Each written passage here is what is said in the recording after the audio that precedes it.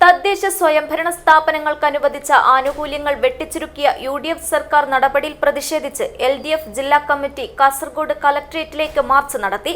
മാർച്ചിൽ ഗ്രാമപഞ്ചായത്ത്, നഗരസഭാ ജനപ്രതിനിധികളും LDF നേതാക്കളും അണിനിരന്നു. തെളിനീരിനൊത്ത പരിശുദ്ധി, അതിനാൽ ഞങ്ങൾ മനസ്സിലാക്കുന്നു, നിങ്ങൾ അർഹിക്കുന്നു. ബിന്ദു ജുവല്ലറിയുടെ അതുല്യമായ ആഭരണങ്ങൾ. ബിന്ദു ജുവല്ലറി, കാസർഗോഡ്, സുള്ളിയ. കേരളത്തിലെ പഞ്ചായത്ത്, മുനിസിപ്പൽ കോർപ്പറേഷനുകൾക്ക് ജനുവരി മാസത്തിൽ ഇടതുപക്ഷ ജനാധിപത്യ മുന്നണി അവതരിപ്പിച്ച ബഡ്ജറ്റിൽ 10,189 കോടി രൂപയായിരുന്നു നീക്കിവെച്ചത്. എന്നാൽ UDF സർക്കാർ അതിൽ 1,533 കോടി 44 ലക്ഷം രൂപ കുറച്ച് 8,655 കോടി രൂപയാണ് നീക്കിവെച്ചത്. ഏതാണ്ട് 1,533 കോടി രൂപ കേരളത്തിലെ പഞ്ചായത്ത്, ത്രിതല പഞ്ചായത്ത്, മുനിസിപ്പൽ കോർപ്പറേഷനുകൾക്ക് ഗവൺമെന്റ് വെട്ടിക്കുറച്ചിരിക്കുകയാണ്.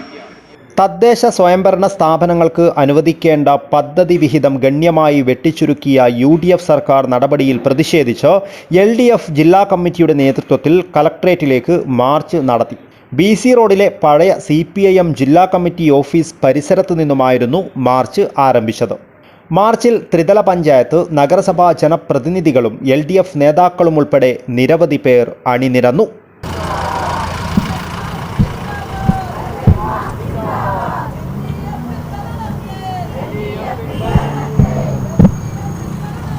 നിങ്ങൾക്കെതിരെ ഉയർന്നു കഴിഞ്ഞു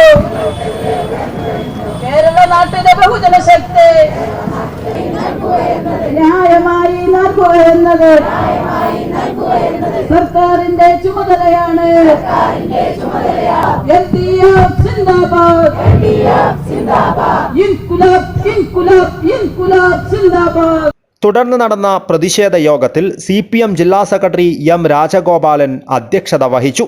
LDF ജില്ലാ കൺവീനർ KP സതീഷ് ചന്ദ്രൻ സ്വാഗതം പറഞ്ഞു. നേതാക്കളായ CH Kunhambu, CP Babu, Sabu Abraham, VV Rameshan, Muhammad Rafi, Aziz Kadappuram എന്നിവർ സംസാരിച്ചു. News bureau, Kasaragod.